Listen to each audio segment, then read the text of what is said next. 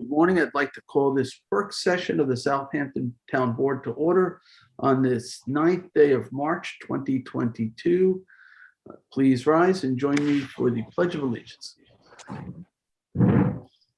I pledge allegiance to the flag of the United States of America and to the republic for which it stands, one nation, under God, indivisible, with liberty and justice for all. Please be seated. All right. I don't know. I guess, Sunday, do we have to read the special meeting notice because we changed this from tomorrow to today? I guess it's probably not a bad idea. And then call the roll. Okay. Give me just one moment and I will certainly do that. Just having a little difficulty with the access to the document. So just give me one moment and I will do that. In the interim, Supervisor Schneiderman. Here. Councilwoman McNamara. Here. Councilman Motel. here. Councilman Bouvier. Here. Councilman Schiavone. Present. All right. Excellent. Okay. So this is a special work session. They're all special, but this one was originally going to be tomorrow. And because we were having some issues with the quorum tomorrow, we moved it to today. So that's pretty much it. So I don't even know if there is a special meeting notice per se, but It was a cancellation and a rescheduling of it, which I have right now, and I can read to you. Members of the town board cancel and reschedule work session. Please be advised that the work session scheduled for Thursday, March 10th, 2022 at 10 a.m. is canceled, and be further advised that a special work session is hereby scheduled for Wednesday, March 9th, 2022 at 10 a.m. via video conference. Jay Schneiderman, Supervisor, Town of Southampton, dated March 4th, 2022. all right, thank you. And, we have a number of things on the agenda. I don't know if Ryan is coming on to do a COVID update. If he comes on, we can certainly listen to that. The numbers remain quite low and lots of things are changing now in terms of mask mandates. So it seems like we've really turned a corner on the pandemic. Let's hope it stays that way. So today on the agenda, we're going to be talking with Joyce Novak, who's the Executive Director of Peconic Estuary Program, getting an update on the Peconic Estuary Partnership. And Charles, she's the first item, so we'll make sure she can get in. And then we're going to talk about amendments to the hotel motel provisions in the town code with Janice Shearer, our town planning and development administrator. Then we're going to talk about disability access issues with Glenn Hall from East End Disabilities organization. And then we'll go into executive. Well, we'll do some member updates potentially, and then we will then go into executive session to discuss land acquisitions, litigation, and personnel. So that's what's before us. So Joyce, Dr. Novak, I see, is joining us from the Peconic Estuary Program. And I know, John's been working pretty closely with this program on, I guess, is it the management or the government committee, stewardship committee? I know John's involved with it. I've had years of involvement in different capacities with the Peconic Estuary Program, a great program. And, since the CPF has been modified to allow some participation, we have been also committing funds toward Peconic Estuary Program. And with that, I will turn things over to Dr. Novak to give us an update. Thank you, Joyce. Hi, everybody. Before I begin, Dr. Brad Peterson should be somewhere in the waiting room. He's going to be joining me for part of this conversation because he did some work using Southampton funds. So if he can also be let in, I'll go ahead and start my presentation and he can follow on at the end. Thank you. Sure.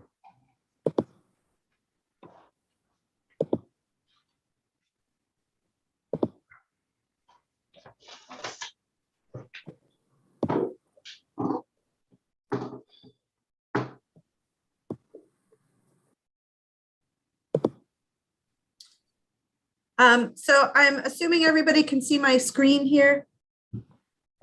Yes. Yeah. Okay, so it is really good to see everybody. Thank you for having me today. For those of you who don't know, I'm the executive director of the Peconic Estuary Program, the National Estuary Program on the East End. In 2021, the town of Southampton agreed to contribute CPF funds directly to the program. Highlighted in yellow are the 3 years that we discussed as a potential buy-in. And so programmatically, this is what it looked like. As per the law, these funds can't exceed, they must match other funds that we receive. So this is what our total program funding looked like in FY21, considerably more than other years because of the East End funds that we got and an increase in New York State funds. So we were really happy to start down this path with you guys. So the 2021 PEP work plan outlined program office support and Eelgrass, an Eelgrass project directly using the Southampton funds. In 2022, the funds will work to support the program office as well as a large-scale HABs program to look at the drivers of some of these emerging and changing HABs, harmful algal blooms that we're seeing in the Peconics. In 2021, we had a lot of changes. We moved into Stony Brook University and we had some staff turnover. So we have a lot of new staff in the process, and we also have another position being advertised now.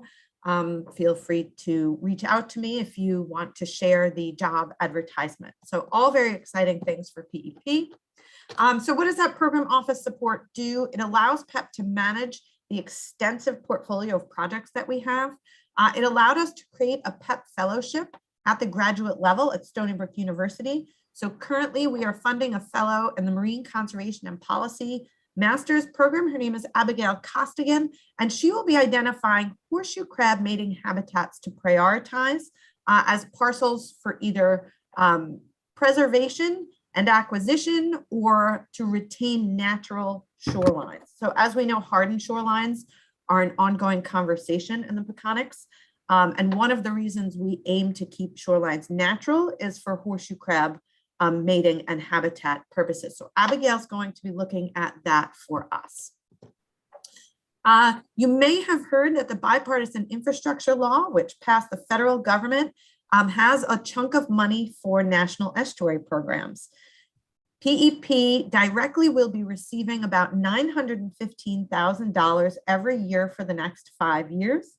This is implementation money that the federal government has earmarked specifically for climate, education, habitats, and they want to see some big projects. So in the first year, the management committee has agreed to fund 3 projects in our watershed. One of them will be the construction of the Meeting House Creek Wetland Restoration in Riverhead. One of them will be the Sag Harbor Non-Point Source Pollution Program. That will be a crossover between Sag Harbor and Southampton and in East Hampton, looking at some road and verges. And we'll be working with the town of Southold to fully reduce and eliminate the stormwater discharges in the Goose Creek subcatchment.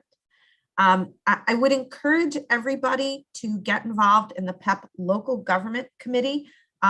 We will be developing a spending strategy for the next 5 years. I did reach out to Janice in Southampton about some priorities in the town, and we'll be reaching out to her again as we formulate this plan.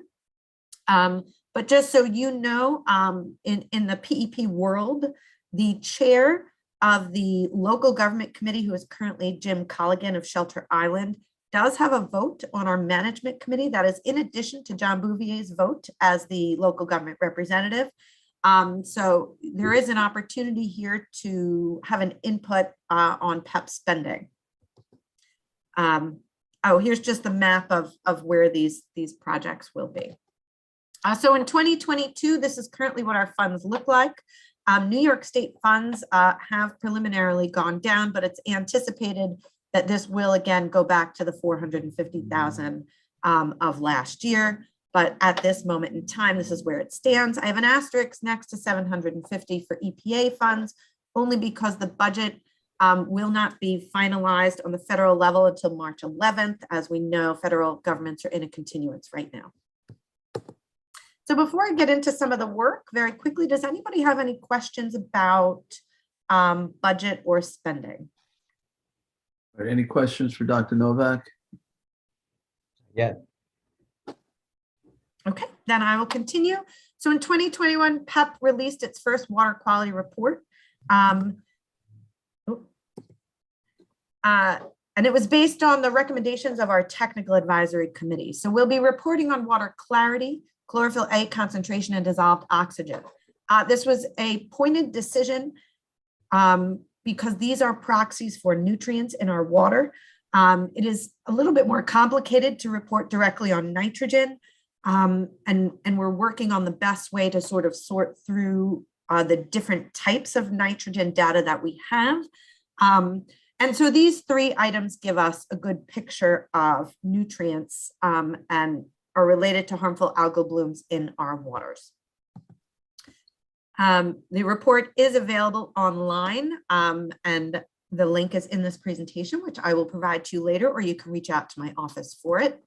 But very basically, we developed stoplight graphics to give an idea of three sections of the estuary in the main marine area. I will note this does not look at the inner embayments. So places like Sag Harbor Cove and the problems that they have there are not reflected here. And that's something we're going to be moving into that space over the next 2 years, really looking into the embayments that are struggling.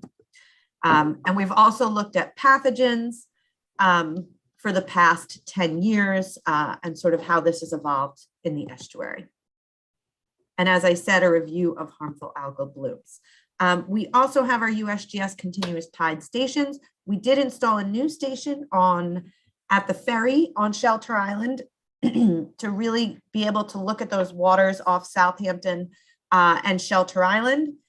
It's in place. We're in the process of purchasing and installing the water quality equipment. At this moment, the only thing it's installed with is a tide gauge. So as we move into some habitat and wildlife projects, we have some things in progress in Southold, Narrow River Road, and Riverhead Meeting House Creek, in East Hampton, Lake Montauk, and I'm going to talk a little bit about Fish Pass.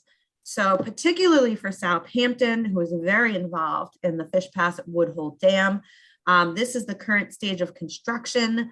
I was never as excited to see a dam broken in my life, have water running through it.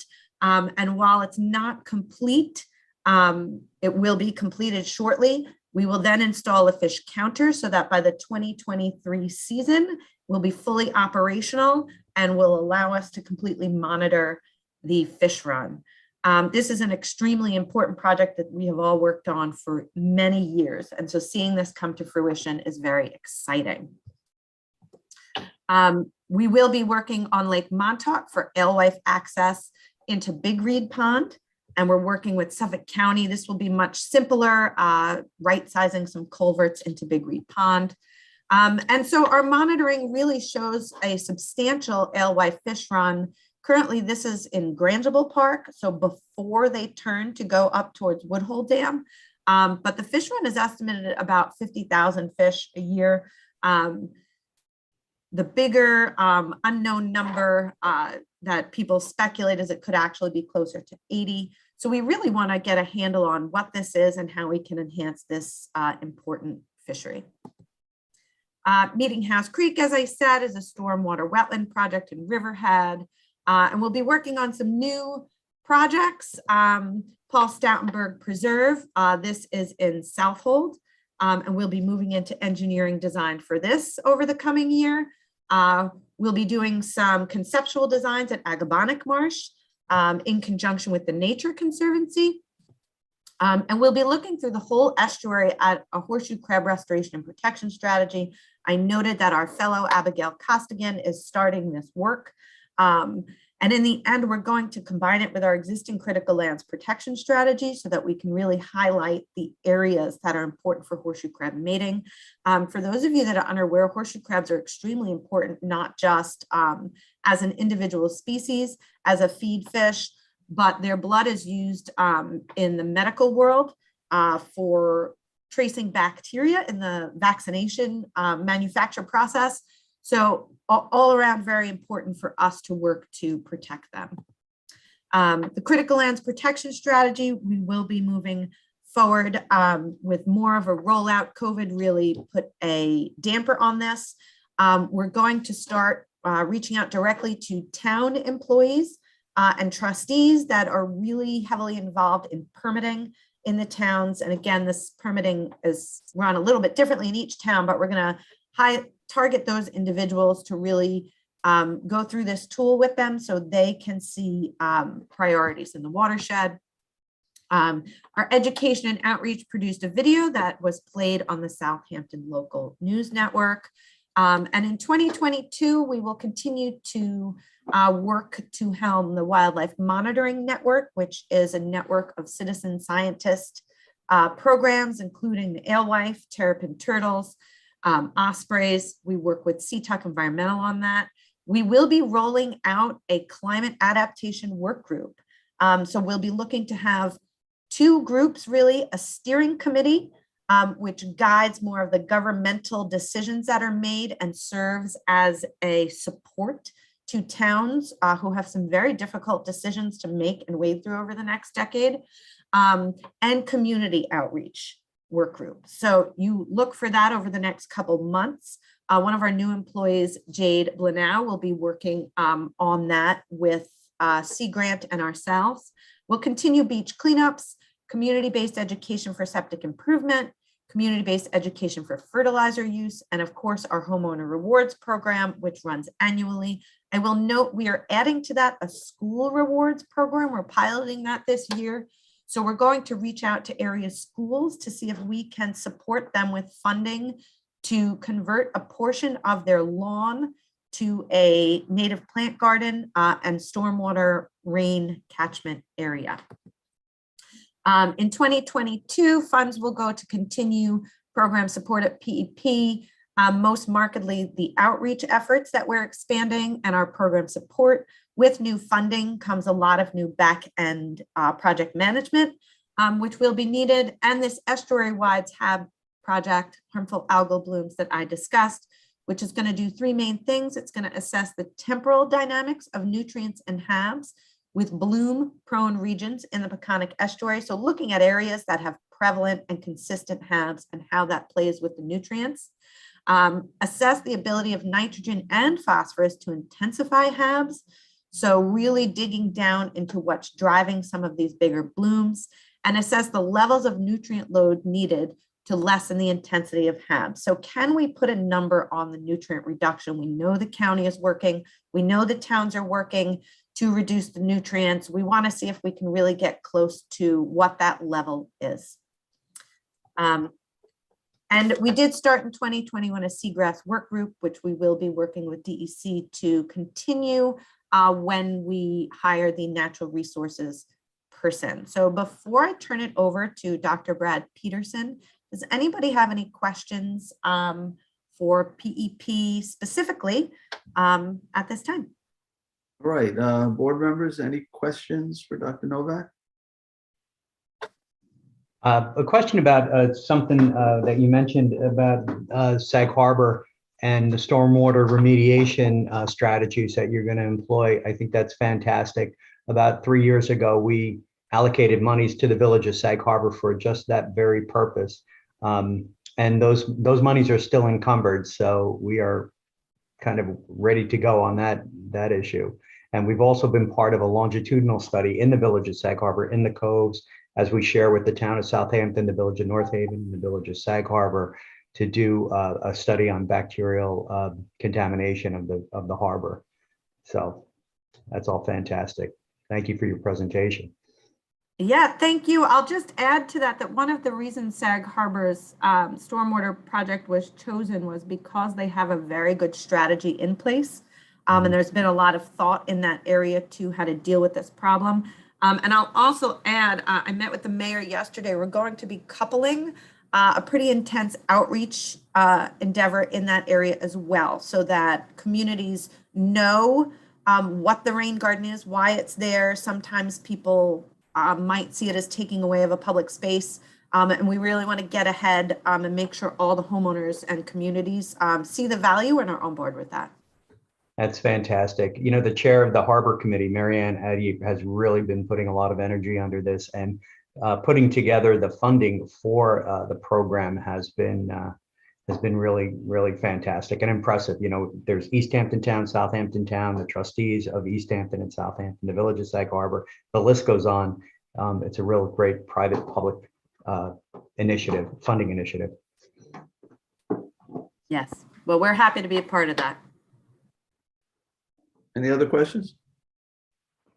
Yeah, Joyce, I wonder, I don't know if you're going to be talking about environmental justice initiatives, particularly in trying to advise the towns. I know on the management committee, we're working on that to some degree, is to help advise local municipalities on zoning laws that further the goals of the PEP. Are you going to be talking about that at all? So I wasn't going to talk about that today, but I will give a status update on our DEIJ initiative. So over 2021, I became part of a national committee through the EPA with other estuary programs to really see how we could draw down into this issue of environmental justice. You know, every region has a very sort of different geography in this respect. One of the things that will come out of this is some mapping tools that will allow us to identify some areas. And the second thing that will come out that PEP will make available to all of its committee members, and you know, if the town wants to be involved, that's absolutely an extension that can be made. And I don't like to use the word training, but workshop in how to identify these areas, choices that can be made, informed decisions going forward, historical issues, and the like. We do continue to work on updating zoning. I have a very, very comprehensive Excel spreadsheet that nobody wants me to share with them because it's mind-wrecking, with all town codes that may relate to this and some other issues. And we're going to be using some of our climate change adaptation work group time to highlight what codes need to be changed and how to include disadvantaged areas in those decisions going forward. Great, thank you. I just wanted the board to know that I think this is an important place to get information, particularly when it comes to our examination of zoning codes as it relates to coastal resiliency and climate change and so forth. So it's a really great resource. I'm just going to plug PEP for that. That's a great resource that anybody can go to and get that information. I think it helps inform us in a much more comprehensive way when we're faced with some of these zoning changes that come in front of us. So thank you, Joyce. Thank you, John. Any other questions for Dr. Novak? All right, so you want to bring in Bradley? So about 5 years ago, Chris Pickerel and Steve Schott from Cornell and I began talking and trying to understand why the test plantings that they had done in Western Peconic would survive fine throughout the winter and the spring, and then get into August and they would all die. And so we resolved at that time that what we really needed to do was to create a bio-optical model, which would tell us kind of what's controlling the light across the Peconics and pair that with temperature loggers at the bottom. And the Peconic Estuary Program funded a large effort to create that bio-optical model and to look at the temperature. That ended in 2020. As a result of that project, we identified the real important role that bottom water temperature is playing in basically not allowing the plant to get enough light to make enough carbon to be able to survive. And so as a result of that project, we began looking for strategies of how we might be able to move forward with protecting and restoring eelgrass and peconics. Many of you might be aware that there is a pocket of eelgrass in the west, which is in Bullhead Bay.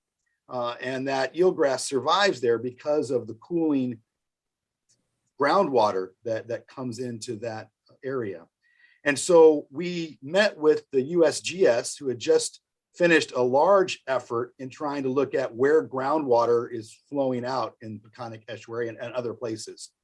Based on their modeling effort, we've identified 5 locations that we want to pursue to use as a groundwater, cool water refugia for eelgrass restoration. During this last year, we've purchased equipment so that we can monitor light continuously at these locations. And we've got instruments to measure temperature in these locations. We collected seeds this last year and have housed them. And our goal now is in the spring to fly a helicopter with a temperature camera so that we can look and see where the groundwater is coming out and how well that corresponds to the model that the USGS made. And then once we've done that, we'll basically select 3 locations where we'll basically go out there and drive a boat and measure the water, because temperature kind of gives you a key, but there's also this radon in this groundwater we can measure and say, yeah, we know specifically this is exactly groundwater and an idea of the extent of that plot. Then in conjunction with Steve Schott at Cornell, we're going to basically put a series of plantings out in these 3 locations. And then the one that is the best based on the light and the temperature and the survival of these plantings is where we're going to try to do a large scale eelgrass restoration project. So basically our goal was to begin this in the fall, but we were unable to get all of the cards lined up for us to do that. And so we're planning to put out those plantings in April of this year, April and May, along with the seeds. And then we'll follow them throughout the year and make our decision on which of those locations we want to be in. Our goal is actually to be out in a helicopter in April.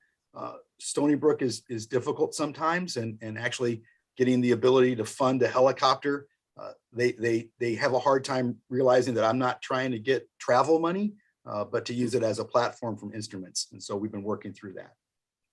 So anyway, I'm very excited about this project. I know Cornell is excited about it as well. Trying to understand how we can move forward with a very complicated issue of increasing water temperatures, which is a trend that's only going to continue. If you talk to Cornell, you can say that over the last 20 years, we've basically just been watching eelgrass move further and further to the east into the more cooling water. This is one strategy that we have, looking for cool water refugia. Other strategies are basically looking at some of these warm water areas where eelgrass is persisting and using those seeds from those areas to basically kind of add this genetic component that perhaps have been adapted to these warm water areas in other locations. But that's another phase further down the line. So I'm very grateful for the money that you gave to the Peconic Estuary program so that we can move this kind of football a little bit further down the line. Brad, can I ask you a question? Absolutely. You know, the warming waters have been concerning to me as well for a long time.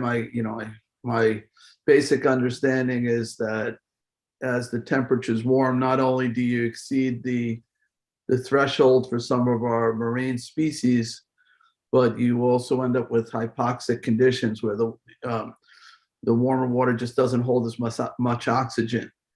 And when I was a legislator, I worked to get a study funded through Larry Swanson and SOMAS, largely looking at the effects of the cooling system at the Millstone nuclear power plant, but looking at the Long Island Sound and the Peconic region and trying to look at why the temperature is going up and how fast it was going up. And they did conclude that it was basically going up at like 6 times the rate expected under the global warming scenario, that it was really overheating quickly. And though they didn't point the finger so much at that nuclear power facility, There's obviously other factors, including discharges from sanitary systems, sewage treatment plants, and other factors involved. But one is, I wanted to know, had you actually ever seen that study? I think it was published in 2017. No, December of 2016 by SOMAS, and I could get you a copy if you haven't seen it. But just kind of get your thoughts on, and I understand there's different ways to approach this problem, including, using the groundwater influx that you're talking about, maybe using different species of eelgrass that are acclimated to warmer temperatures. But to try to figure out what is causing our temperature to go up so quickly, and maybe addressing some of the root of the problem may be a smart approach as well. So just some thoughts on that. There are multiple issues. I think that the overwhelming issue is looking at satellite imagery of just the temperature of the surface, so not even the bottom water, right? Gobler looked at the satellite imagery and noticed that in the last 20 years, there's basically been a 3 degrees Celsius increase in our coastal waters around Long Island and Long Island Sound. And that's way above the projections. And I guess the moral of that story is that places are not warming up evenly, and some places are warming up more fast. And actually the mid-Atlantic, Western Atlantic, meaning our coast, is warming faster than a lot of other places. And it's region wide. I'm actually going to be on a workshop. I was at one that for the Chesapeake, and the Chesapeake have basically come to the decision that they think that they're going to lose most of their eelgrass within the next 20 years. And so they're looking at bringing a subtropical species up to replace their eelgrass, this haladuli, because they're not sure how they're going to be able to deal with it. Their eelgrass might work here. And you're exactly right. And that's part of, there are a lot of issues. It's complicated. The state doesn't want us bringing stuff up from down south, but understanding that their grass may be kind of what we're going to use as they're bringing stuff from down south up to replace their eelgrass. And normally it would migrate, but it's a long distance to jump through salt water. I don't know how it would get here. Yeah. So evolutionary, it just doesn't have the time to evolve as fast as the planet is warming. I don't know. So it's certainly worth looking at. And that's Chesapeake Bay, but I'm sure Narragansett Bay is experiencing the same problems that we're experiencing. Maybe not quite as severe, but I remember when we had this massive lobster die-off, and a lot of people were pointing fingers at methoprene and other pesticides as the cause, but others were saying it's just temperature. It's temperature, and we've never seen the rebound of Long Island Sound's lobster population, which makes me think that it's the temperature problem. Go ahead, Brad. I think that this is kind of a very large and complicated and difficult problem. And I think you look at the guys working on corals in Florida, and a lot of them are taking corals and they're sending them to aquariums all around the country to hold them until they can figure out what they're going to do and where they're going to put them. And that seems pretty radical, right? That would not be something that people would have talked about a decade ago. And I think that in the same way, us in the seagrass world are going to have to start thinking a little bit outside the box. You mentioned, the National Park Service is coming out with a study. They've looked at 5 parks along the East Coast, and they basically have come to the conclusion from their study that their biggest threat for eelgrass in their parks is warming temperature. And so how are they going to basically try to what about increasing dredging? Allowing flushing helps. The Superstorm Sandy in Great South Bay is a classic study where the breach opened up, cool water came in, and eelgrass came back to places where it hadn't been for a long time. So, flush, and that's why I think in the Peconics, you've just seen the grass migrate further and further to the east into those colder, cooler waters. But you know, things are happening so quickly. You mentioned this migration. 200 years ago, there were 1 million brant geese that were eating seagrass in Chesapeake, and they were crapping seeds out in Long Island, right? The exchange of the genetic material along the East Coast just isn't what it was a couple hundred years ago. And so I think we're going to have to be a little bit more aggressive in perhaps thinking for ways that we might be able to move that genetic material around. And we're just starting to have those discussions right now. I'm sure John wants to weigh in on this, right, John? Yeah, well, I mean, you know, we had, Jay and I had the state commission a study for Bay seawater exchange projects, particularly in the Shinnecock Bay. And it was pretty evident just by the data that we'd gotten, some from Chris Gobler's and from other sources, that, you know, depending on the hydrodynamics of the Shinnecock Inlet, as well as the contributions from the north side of the sanctuaries, the Quantuck Canal there and the Quantuck Bay, you know, that whole area that you're really well aware of. But it was obvious that there was significant impact on exactly these kinds of issues. So, you know, I'm always the guy who says, you know, we're living in an engineered environment already. We need to engineer it to work. And you know, I think that bears it out. But, you know, when we got a price tag of like $80 million for Bay seawater exchange, it sort of stops you in your tracks.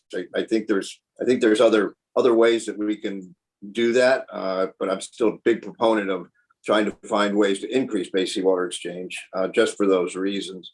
One thing I thought was really interesting was the average temperature that's, you know, human generated, particularly on the north side, depending on the hydrodynamics of the area. So I'm right with you there, Brad. If there's something that we should think outside the box to make that, and some places has been quite successful, you know, in Massachusetts and Cape Cod and some of the old Paleolithic boundary islands.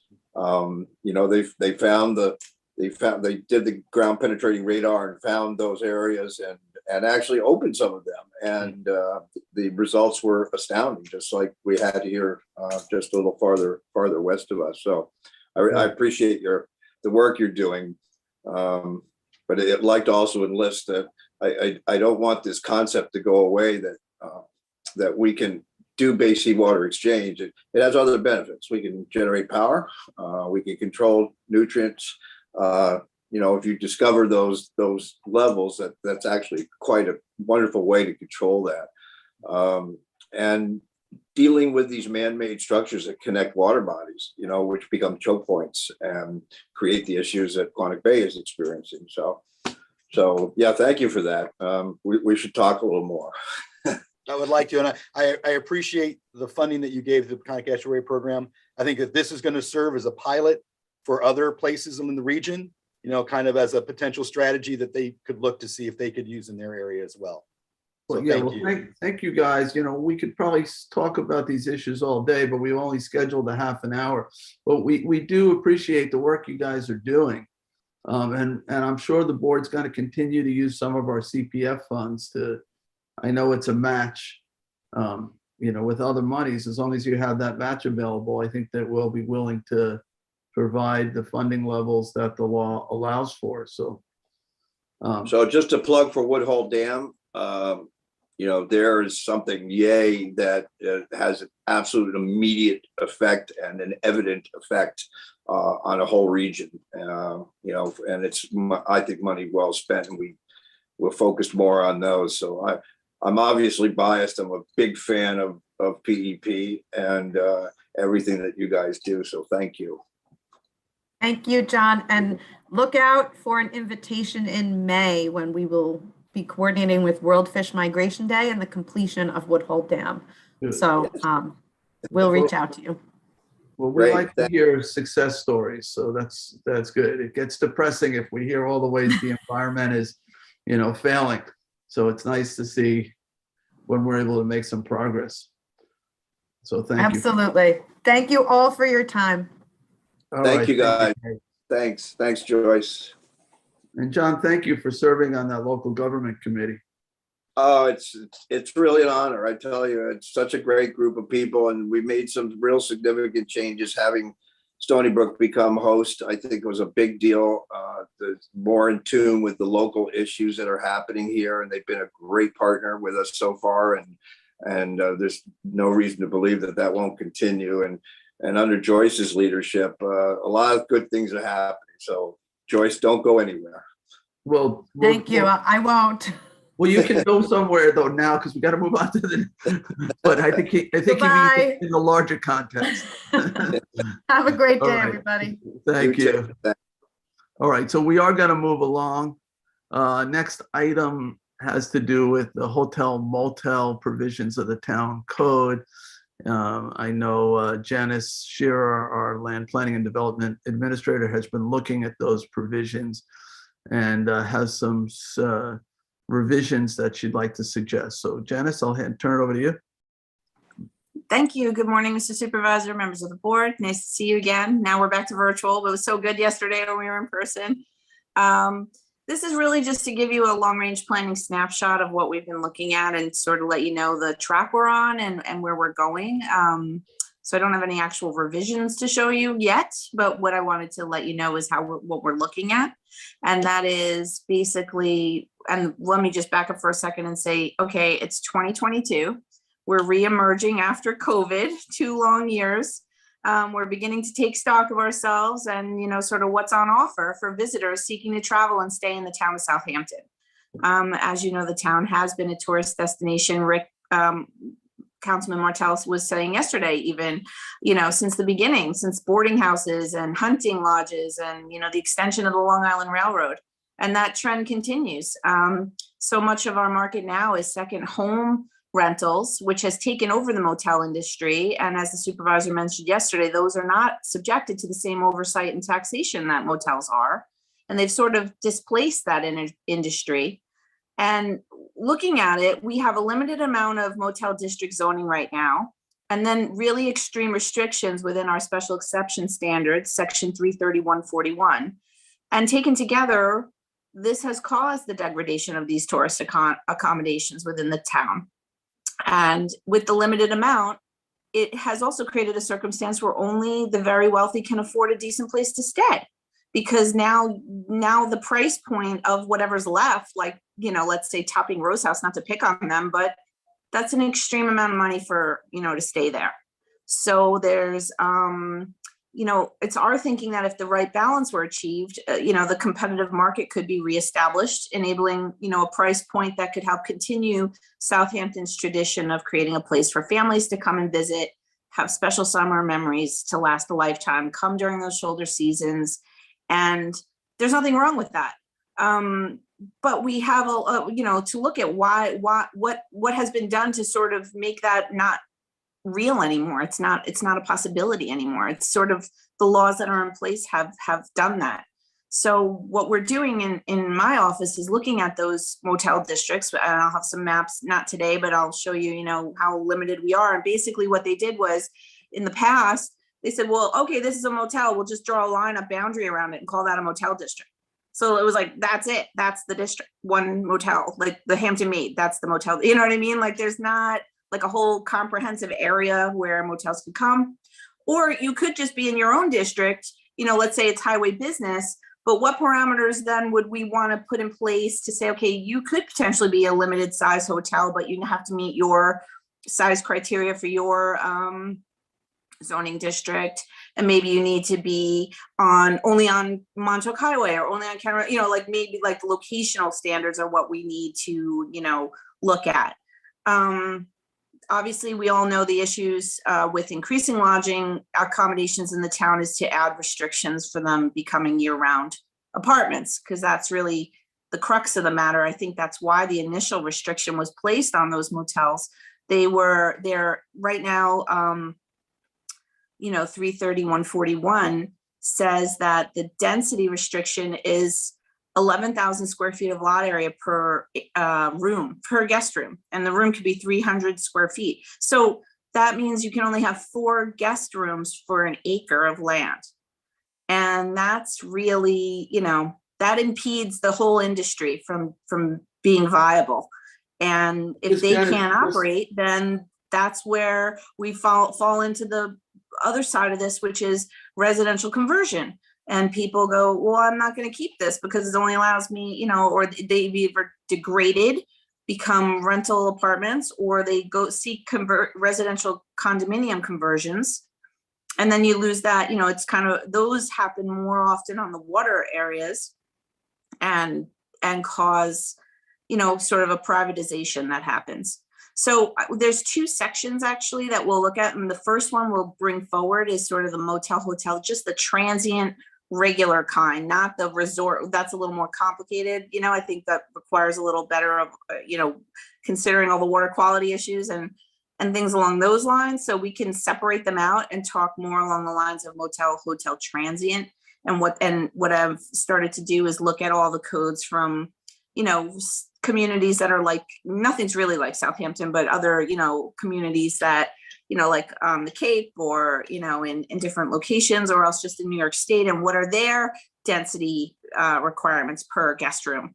We're finding it's usually on the order of like 2,000 square feet, 1,800, 1,500, you know, that of density, you know, like lot area for a guest room. We're saying 11,000, which is, it's just crazy. I don't know why tried to look in the past why they did it. I think it was just done to not allow hotels in the town. So the board, after yesterday and talking after the conversion of the boathouses, you know, that's really what spurred this conversation and the look at it. And that's what, you know, what we'll be doing. So yeah, I'll be providing you with an updated inventory of what we have right now, the lodging and accommodations, a review of our zoning districts that are zone motel, issues and opportunities of lodging accommodations, you know, creating more, like we said. Also, you have opportunities there, like adaptive reuse of historic buildings or preservation or other things that you didn't think of, you know, like that's it doesn't have to be a competing goal.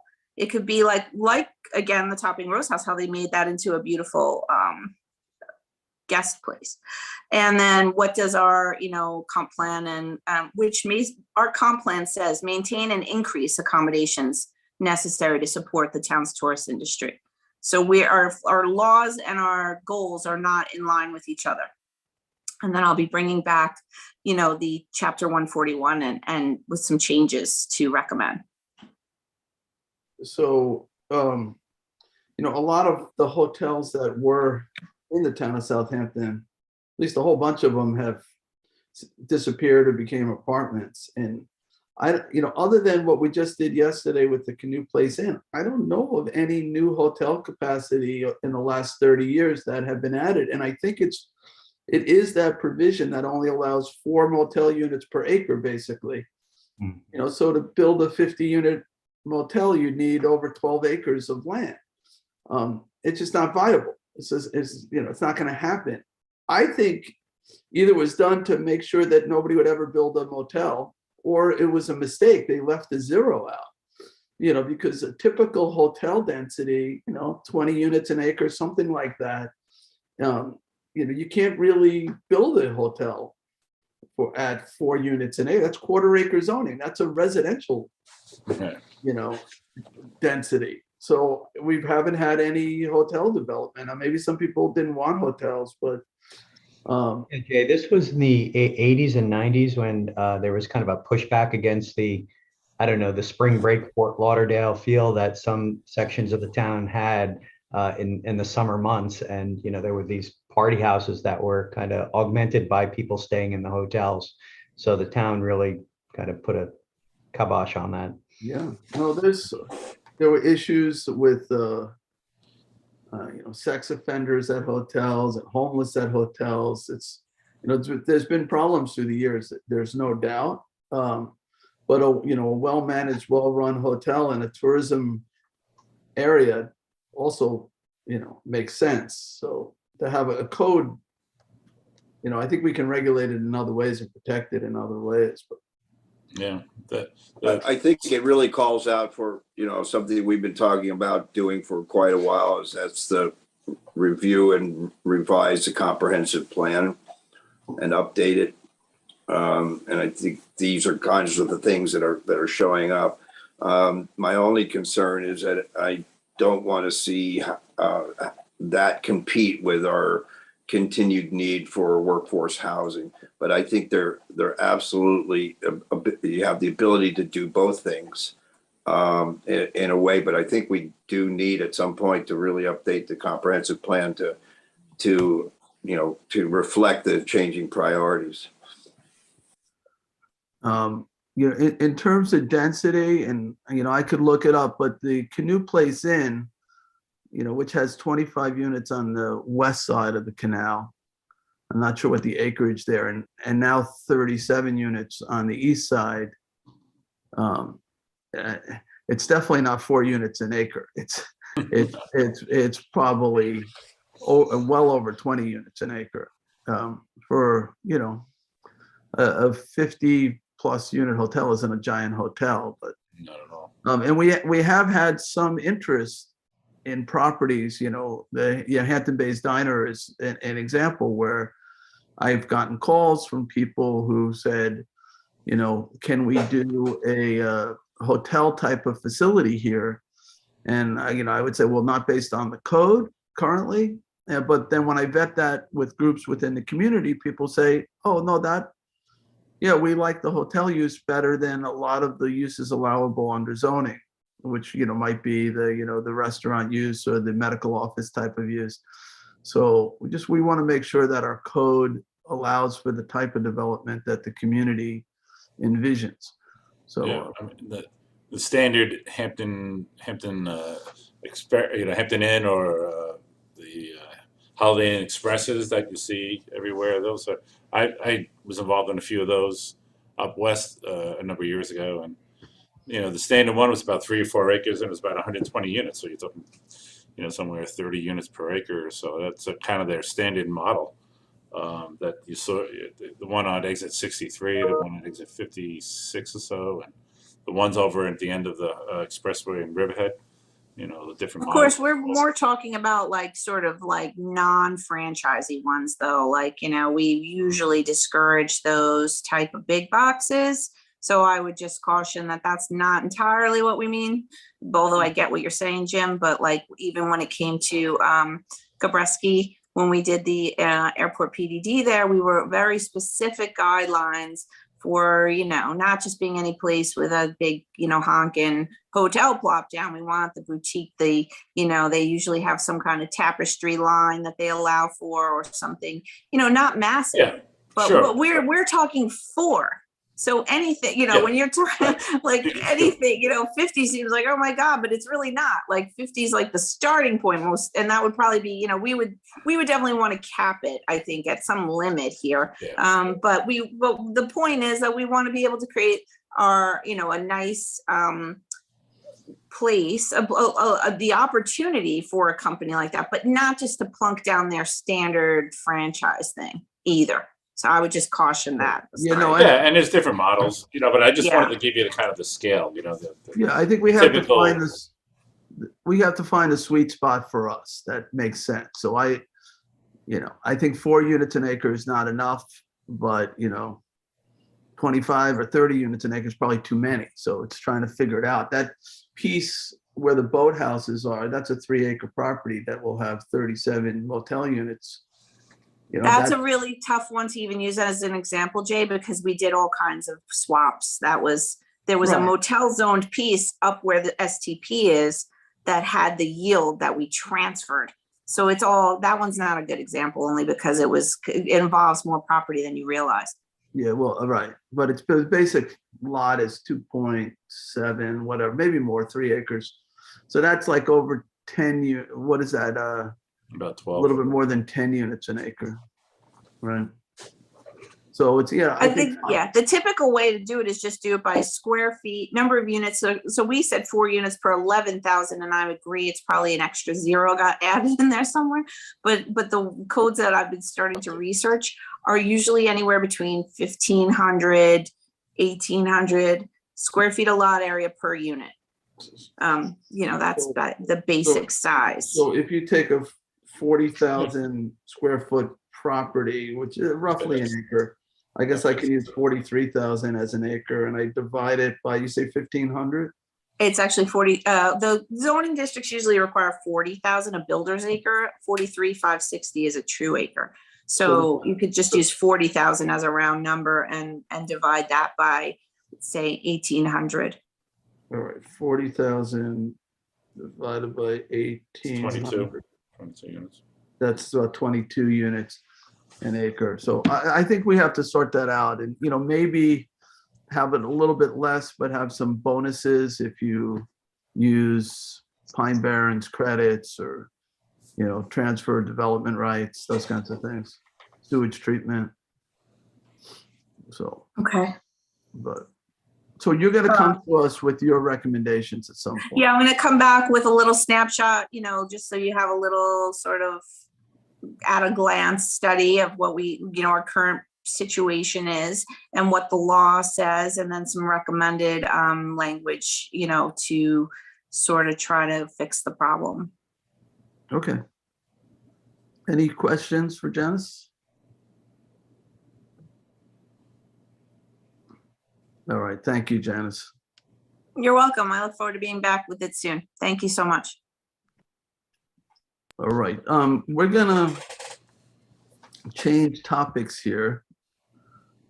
And the next thing is disability issues, scheduled for 11. But maybe we could start bringing some people in. So I don't want to start it before 11. But let's see. So Charles, is Glenn Hall on the call yet? Oh yeah, good. And I'm expecting also Kara and Sean Cambridge and Jamie Bowden to be a part of this conversation. Okay, they're not here yet, but I'll let them in when they come. Sean's got another meeting, so I don't know that he'll be able to make it. He just found out about it this morning. Okay. So, he might not be able to. All right.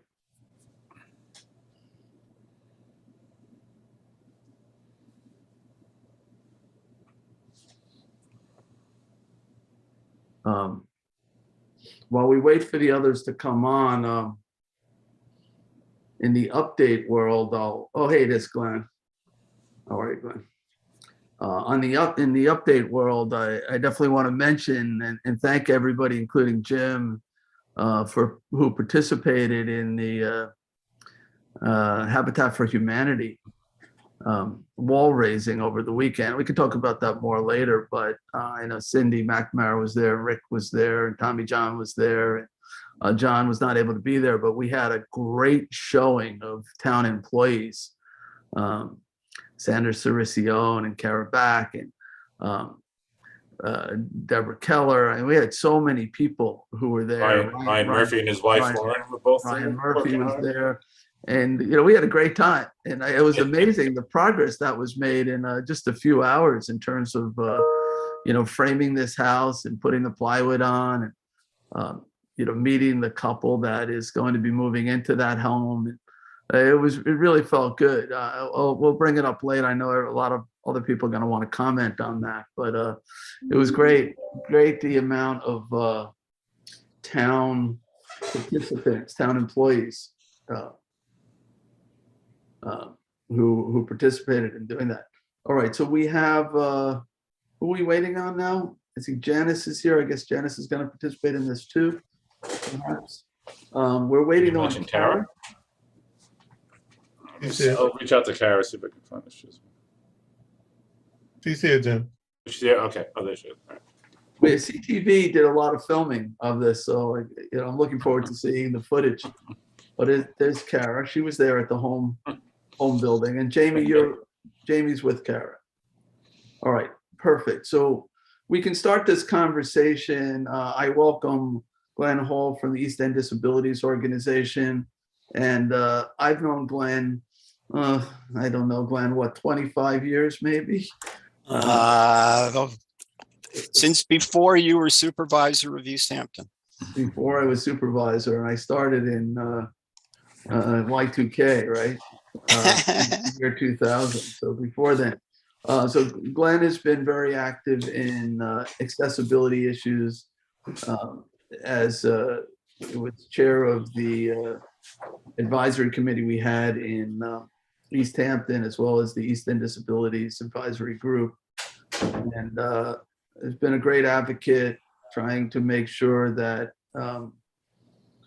we have full access or improved access for all residents so they can participate in government, as well as access community facilities too, and public, private, restaurants and things like that. So, ADA compliance is not just the right thing to do. It's actually the law. You have to comply with these laws or you can face substantial penalties. And I wanted Glenn to have some time to discuss some, he'd like to sort of get involved a little bit more in Southampton, but we do have, I wanted Glenn to meet some of the people we have involved. I know Cindy is the liaison to disabilities issues for the town board, and Kara Back is our head of housing community development, and Jamie Bowden, I believe, is our coordinator on disabilities issues or ADA compliance. Sean Cambridge couldn't be on the call. Also is, I guess, our Title VI coordinator that deals with compliance. So Glenn, let me turn it over briefly to you so you can introduce yourself and some of the services that you might be able to provide to us, and then we can have a broader conversation about accessibility. Thank you, Jay. Again, my name is Glenn Hall. I am chairman of the East End Disabilities Group, which is a 501c3 organization. We were created in, I believe, 1994. Our goal is to be a voice for people with disabilities, to remove the barriers that deny people with disabilities equal access under the law. Primarily, the American with Disabilities Act defines what those barrier removals require. We've been doing this a long time. We've been involved in the private sector, public sector. I am also the chairman of the East Hampton Town Disabilities Advisory Board and have been since 1992. East Hampton has had a long history of trying to comply with the American with Disabilities Act. It's 30 years later and we are still not in compliance. It's not for a lack of trying, but government is hard. In terms of government, it's hard to change. In terms of the private sector, it's also difficult. It's expensive sometimes in renovation. It boils down to two parts, pre-existing non-conforming and then new construction. All new construction must comply with federal law. The New York State law has, taken all of federal law under its jurisdiction, and that is how new construction is supposed to comply. But it all ends up going back through government to a great extent in terms of compliance, and government is slow to change, and there's a whole education process that has to go on to along with the change. Again, ADA is civil rights for people with disabilities. Back in 1992, federal law required that all governments do a self-evaluation and create a transition plan for removing all of the barriers as defined by ADA back in the early 90s. And the plan was supposed to be finished by 1995, which means that there should be no pre-existing ADA barriers that are readily achievable, which is the catch in terms of not having to, tear up things that you just can't afford to do. There is a provision, again, readily achievable, and there's a process that you have to go through to be able to comply with that and not do the not do the barrier removal or just do partial barrier removal. But here we are 30 years later, and there is an awful lot of barriers all over the place that need to be addressed. And again, we in East Hampton have been doing it slowly, and East End Disabilities Group is supposed to represent all of Eastern Long Island, but we don't have a lot of funding, we don't have staff, so therefore we've had limited participation in governments outside of East Hampton, because those of us that are part of East End Disabilities Group mostly now live in East Hampton. There were members that were in Southampton. I have presented before Southampton Town Board many years ago. I presented before Southampton Village Board. I presented before Southampton Village Planning Board just a recent time ago, because they were about to deny ADA rights to when in new construction in Southampton Village, which was amazing. Southampton is a very large town with an awful lot of buildings, parks, beaches, sidewalks, curb cuts, programs, departments, employees, and codes. ADA requires all these comply with federal law. Does Southampton, I'm asking you this, does Southampton have a list of ADA barriers that still need to be addressed? Do you have something you're working on?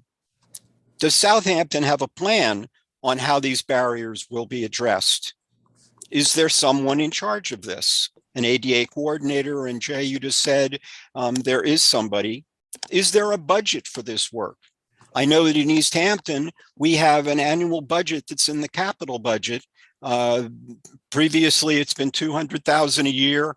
It's just been raised to $250,000 a year for the next 3 years. We have so many ongoing projects. We have the Springs Library, which needed ADA bathroom and ADA accessibility into the building. A lot of that money for last year is going to go to that project. That's a project's been worked for years. Does Southampton provide training for its employees and boards like the planning board? You know, we in East Hampton discovered that the planning board did not understand ADA and was allowing new construction that was not in compliance with both federal law and state law.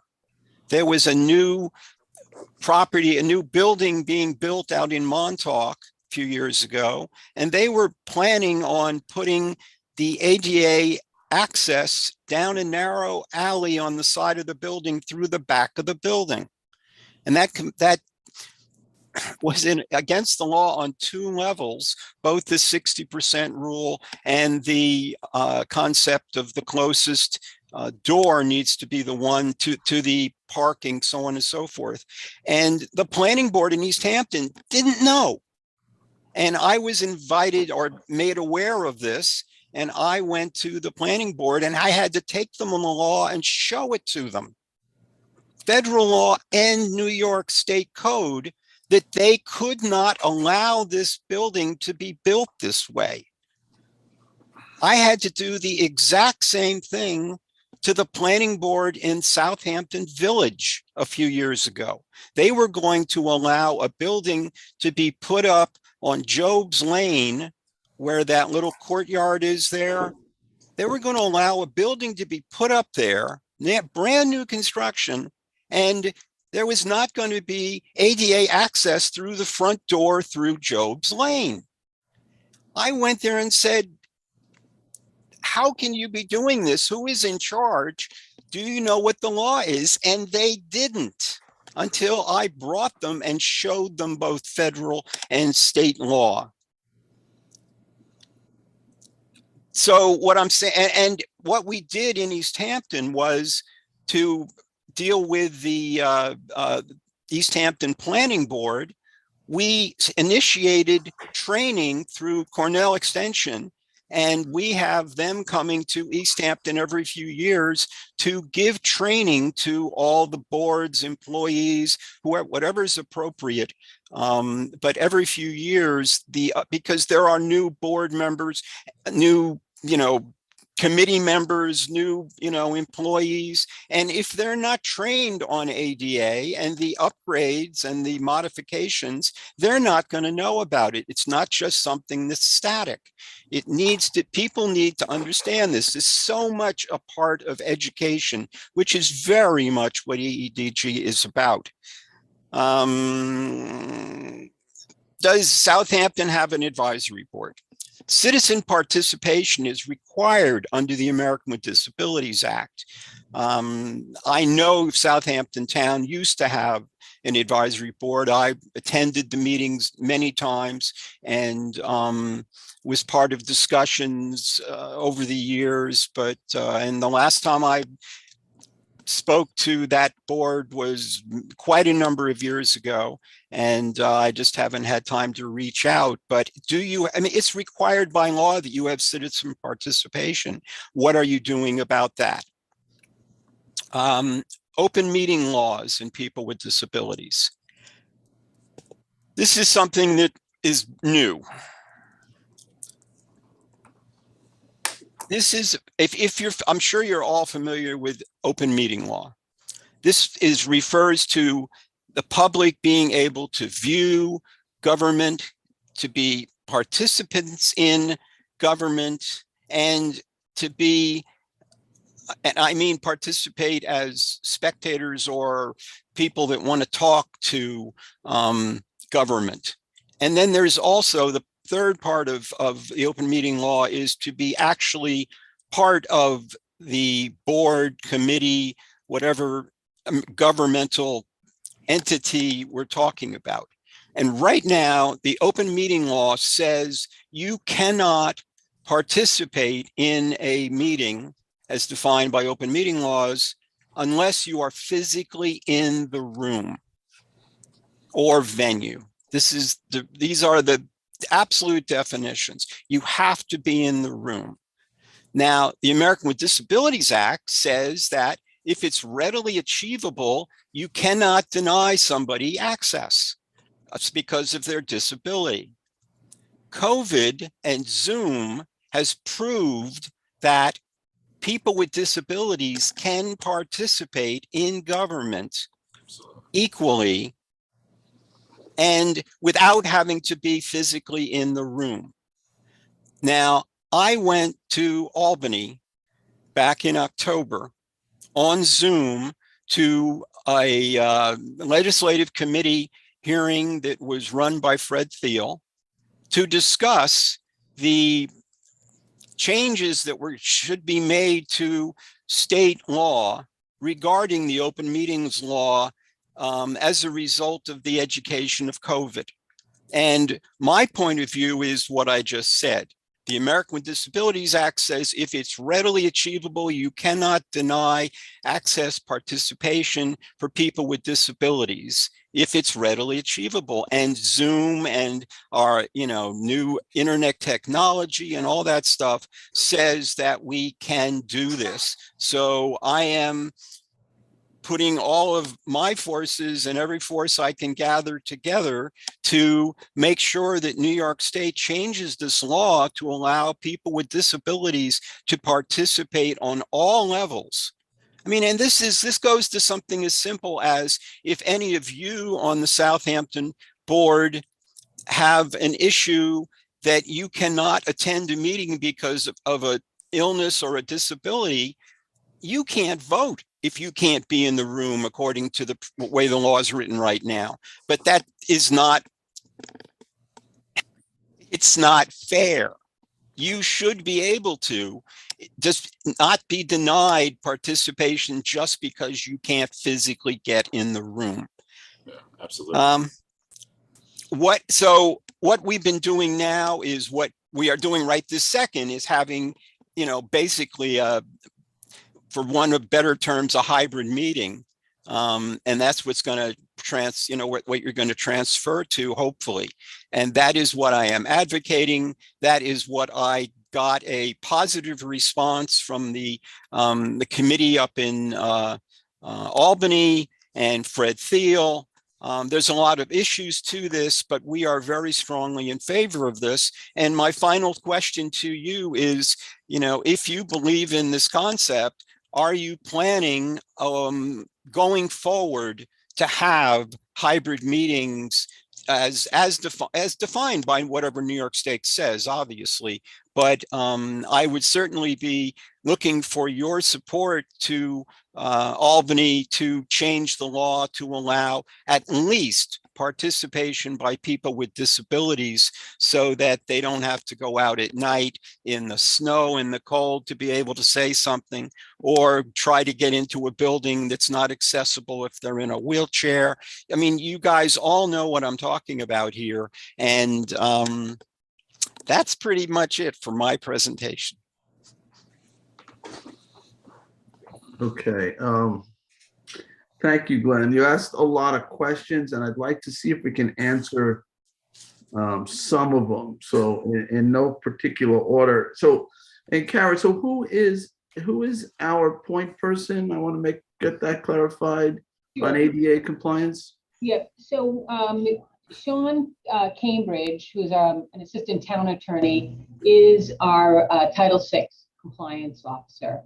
And I know recently he apologized for not being able to be here. He had a conflict with another meeting.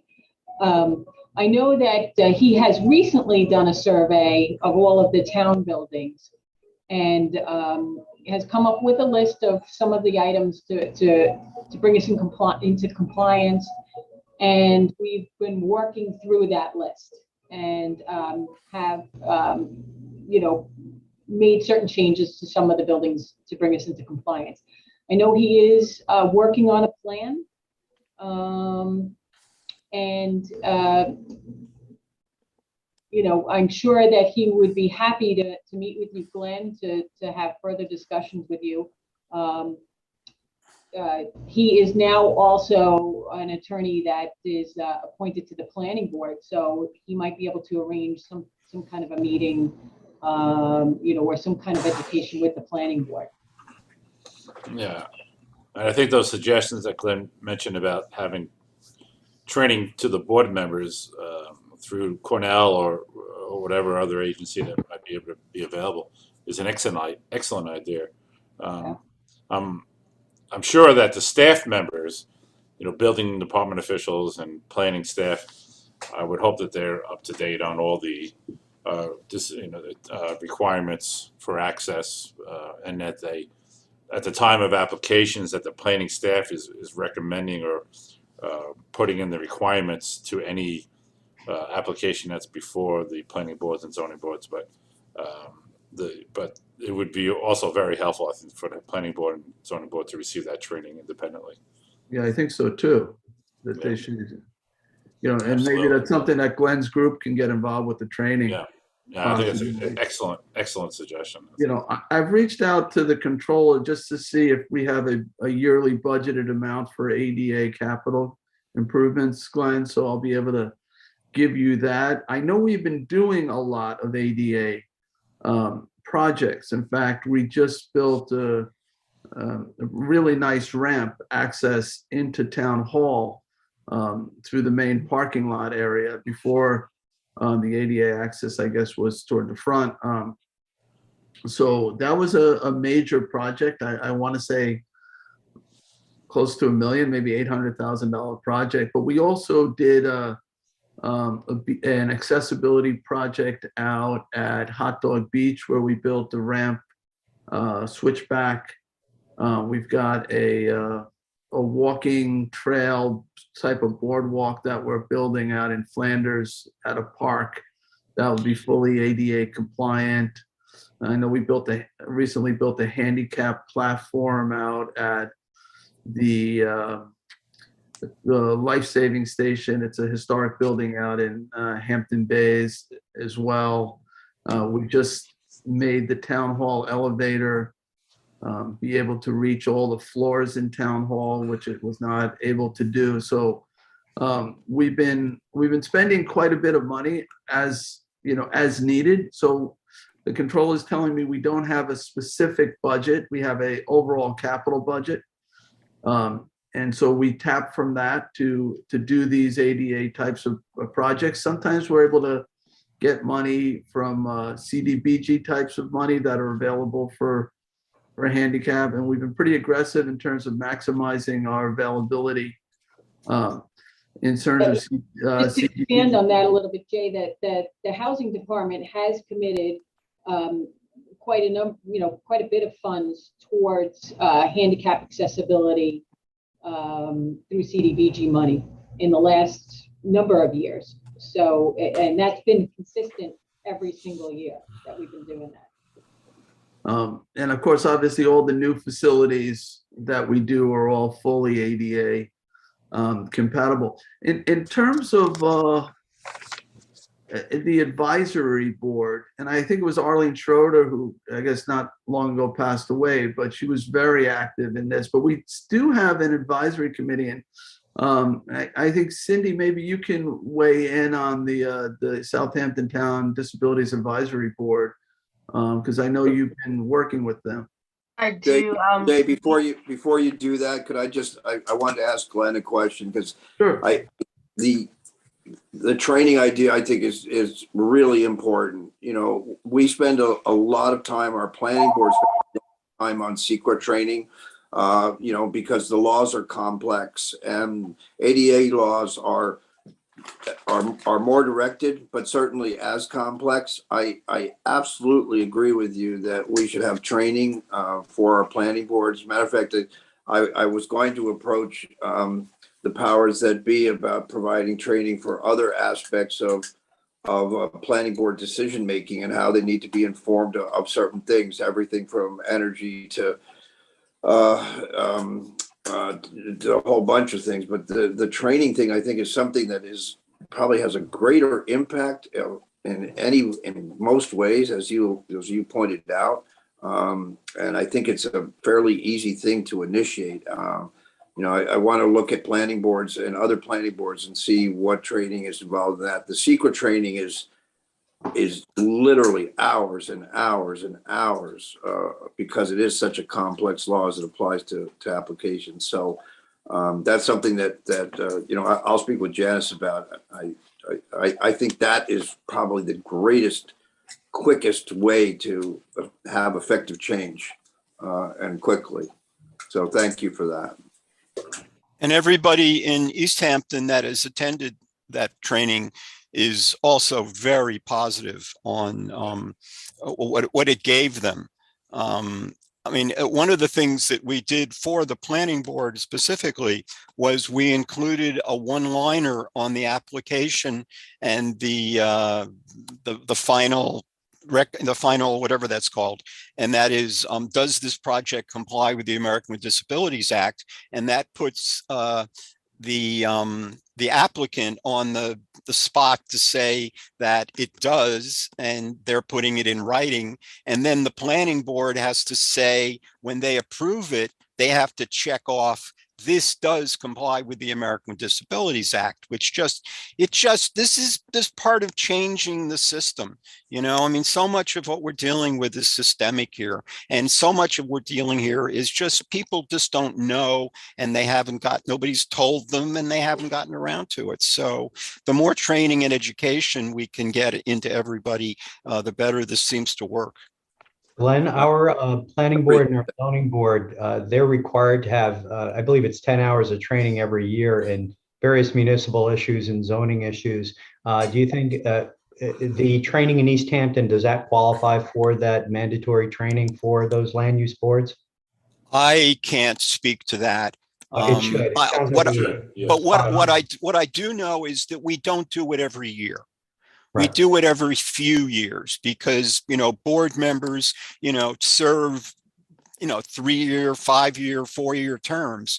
And so they don't need to have to go through. I mean, and the training is not 1 hour, you know, it is numerous hours, but it is it is a one-day event. And they do come to East Hampton and do the training. So, and everybody can be there. That's, you know, and the room was full. our main meeting room of town employees and people on various committees that needed this training. So it's wanted, it's useful, and it's not onerous. No doubt. I had a couple of other comments, but I'll let Councilwoman McNamara speak. I know she was. Yeah, starting so Cindy, if you could sort of weigh in on Glenn's question about do we have I guess the law requires citizen participation, but I know in the past we had a pretty active Disabilities Advisory Board, and I don't know how active it's been since Arlene passed away, but can you weigh in on that? We do have a committee. Not only Arlene, we did lose other members that have passed away, and it had really kind of shrunk. And so I've been working with Jamie Bowden, and we're trying to put together a more inclusive committee that really covers a wide array of disabilities. And we've worked on that and getting younger members of the community that are disabled involved. So our first meeting is actually March 23rd for this year.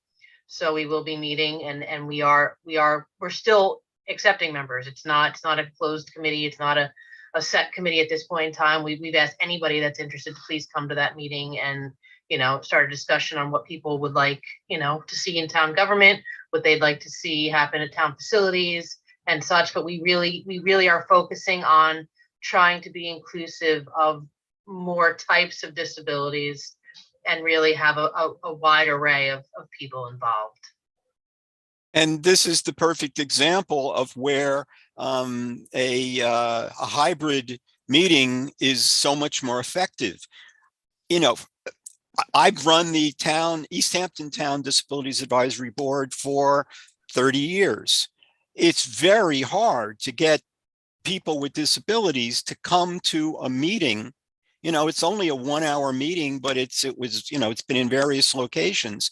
But for somebody that's got cerebral palsy or Parkinson's, or is in a wheelchair, all kinds of disabilities, mental illness that, they don't want to be in groups. We have had so much more success with the Zoom meetings, and I know that's going to be continued. Than trying to put people in a room. So again, this comes back to the concept of the hybrid meetings. So I just want to throw that out there. We did have some issues with that, and we actually had issues with people that didn't really have much computer access. So we have set it up in a room where we can have conference call capabilities, and right. we do have a few people that will be conference calling into the meeting. That's great. That's all I'm doing is recommending that there be more inclusion, and we use all avenues possible to make that happen. Absolutely. Glenn? Yes. Has there been a bill introduced in either the Senate or the Assembly in Albany to make this modification to the open meetings law current? Not that I've heard of. And I spoke to Fred Thiel's assistant, I'm going to say Monday. Right now, everybody is focused on the budget, is what I'm hearing. And the moment the budget is done, this will be a very high priority. I've been told that by Fred and by the assistants. So, and the concept of changing the open meeting law is a very big one. And there's a lot of issues that go to a lot of other things, but I have not heard any pushback from the concept of disabilities.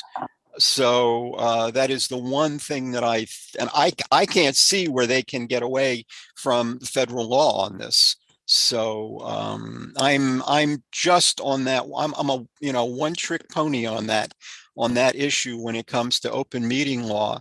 All the rest of it is something that is over my pay grade. So, but I do believe I believe and hope that this is going to be something that's not going to be a problem, but it's not going to be, on the tip of their tongue until the budget is done.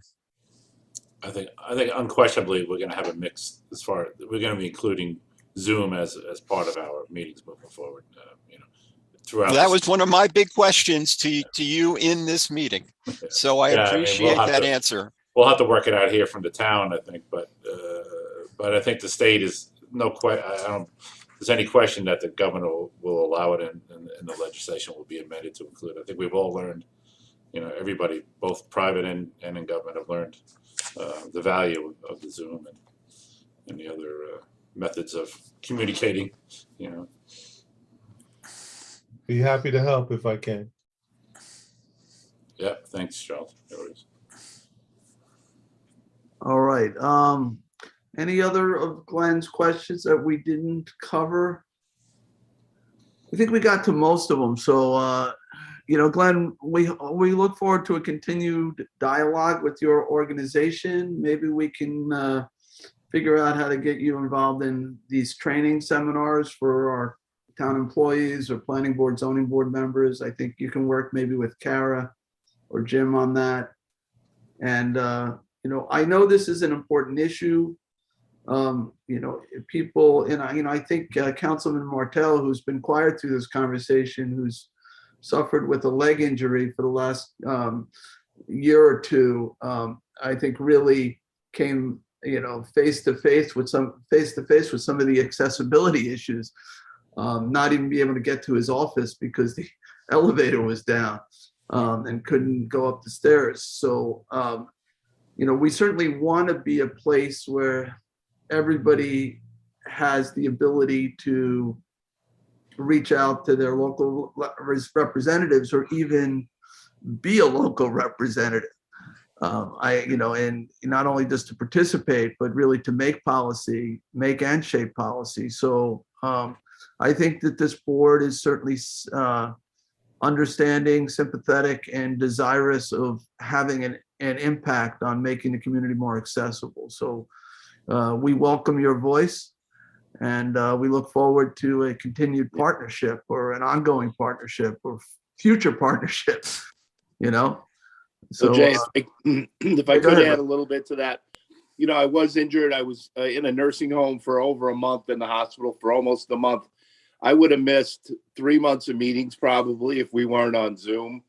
So I think the open meetings law may be an important thing. I wouldn't have been able to vote probably for 3 months.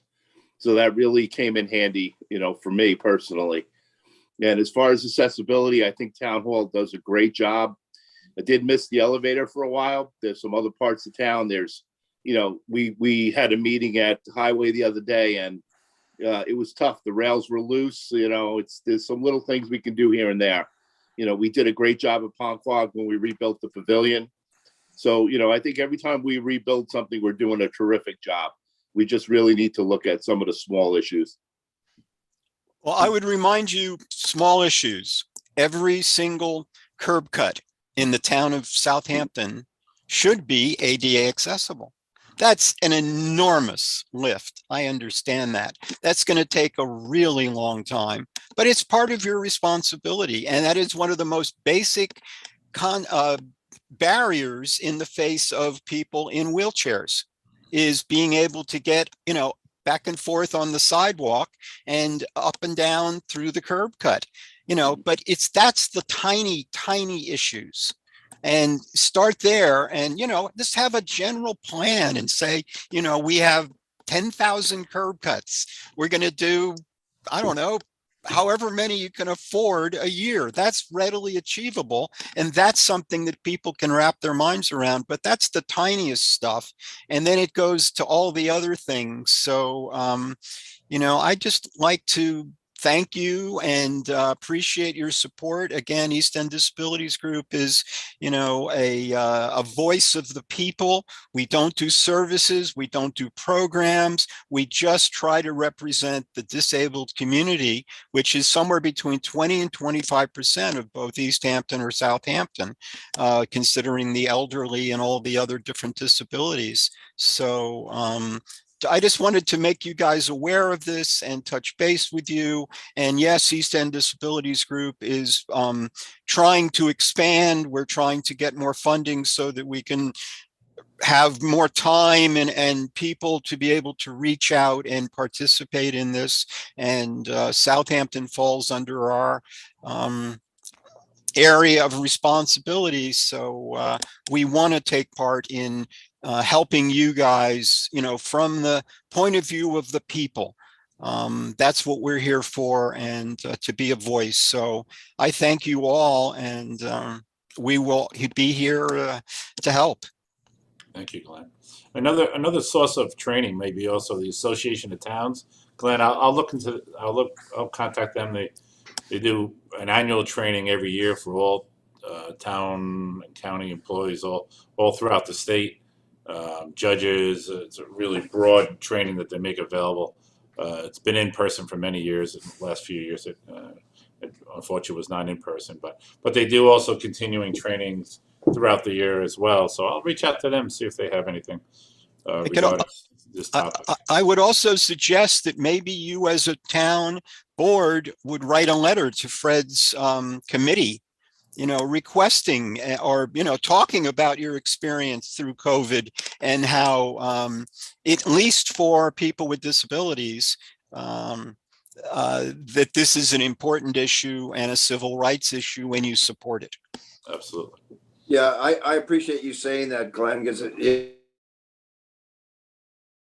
then people realize it. I think that became very exposed during the pandemic, particularly when it came to people with disabilities, but also their caregivers. I know I myself have been in a situation where I am a caregiver to my son, and I found it certainly was easier, for lack of a better word, for me to be able to attend meetings on Zoom when the necessity came that I had no other caregiver at that time. And I know that in our earlier disability committee, Misha Johnson, I don't know, Cindy, if you've spoken with Misha, and Arlene also, they had caregivers who were taking care of them, bringing them to the meetings. Simple things like getting through the doors, getting a wheelchair over the trestle, things like that, and then where the caregivers, where do they go? I felt bad that people had to sit outside in the hallway for 2-hour meeting, and there was really no accommodation for that either. So I think if you start to examine people's individual situations, depending on the disability and their current situation, I'm a big proponent of Zoom. I find that we have a lot more participation, particularly with those communities that are unable to attend and have are obstructed from attending just simply by structure and by access, in all sorts of ways. I think that's really an important issue to consider the whole, as opposed to just simply the access, if that makes sense. So I appreciate what you're saying very much. And for example, today, with the weather and my physical disability, I would not be able to make this presentation if it wasn't for this Zoom and this hybrid concept that we're talking about. So, and the amount of time that it saves, the amount of time that I hear from all the employees and board members in East Hampton of, not having to drive, not having to sit and wait, they can be in their office or wherever they need to be. It's such a positive forward movement for us as a society that is, again, I'm asking for your support. Right to Fred Thiel's office as a town board, at least supporting access for people with disabilities. Great. Thank you, Glenn. Thank you. Thank you, Glenn. Jay, it's been a pleasure. Yeah, it's good to see you, and feel free to reach out, to Sean or to Kara or to Jim or to myself or any of the town board members, so we can, have you participate a little bit more in these issues. And, I think it's important that we do this assessment of all of our facilities and where the barriers are, and we have a game plan to address those, including, putting the money where our mouth is. I think that's really important, that we have the funds available to make those improvements so that people can fully participate. So thank you again, Glenn. Thank you, Jay, and all the members. It's been a pleasure meeting you, and I look forward to working with you and meeting you over the years. Absolutely. Thank you, Glenn. Great. Same here. Thank you. Bye-bye. Bye-bye. Bye-bye. Thank you. So, hey, Charlie, am I able to do a screen share? Of course. All right, let me attempt to do this, and hopefully won't embarrass anybody, including myself here. So I'm just pulling up one picture, but I'm gonna try to give you some more. So this, can you guys see this picture right now? Yes. So, all right, so you obviously I'm here with and Curtis, but the two folks in the middle, this is Chris and Amanda. Those are the two folks that are going to be moving into this Habitat for Humanity house. And are you seeing a new picture now? Yep. Okay, perfect. So you can see Ryan on the left of the screen. I'm attempting to bang a nail there. Let me move on to the next one. This is from the wall lifting portion of it.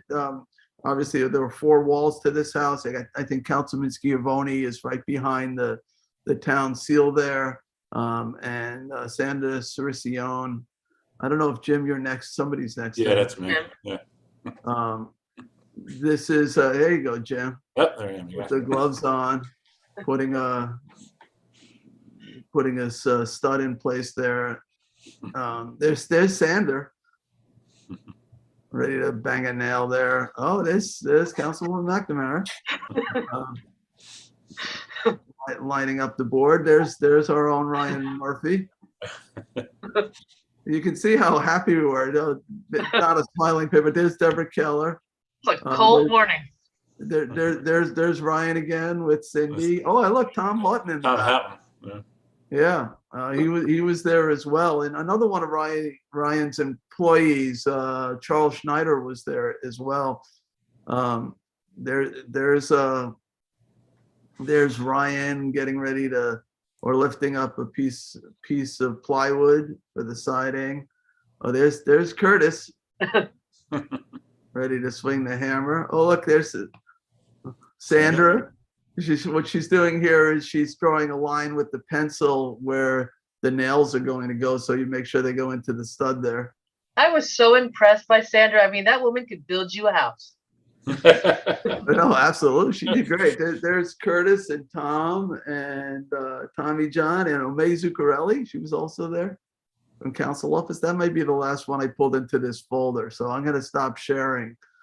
But it really was a lot of fun. Kara, I'm sorry I didn't get a picture of you in the mix there, but there are, I was banging nails too, so I didn't really stop to take very many pictures. But I think there were a lot of pictures taken that day, so I'm looking forward to even more of them. Obviously, the thing I'm looking forward to most is the ribbon cutting when these people get to move in, and it really, they say it takes a village. I mean, it or maybe in this case takes a town.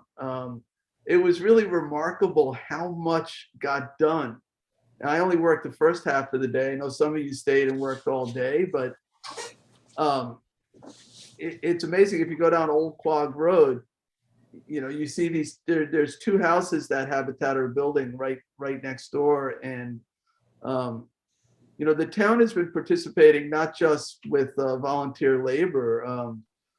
Ultimately, we're going to be providing the sanitary systems through our IA grant program. In some cases, the land we're providing from a transfer from Suffolk County to the town through the 72H program. There may be some other grants involved at the town level. We're waiving the fees for building permits on these homes.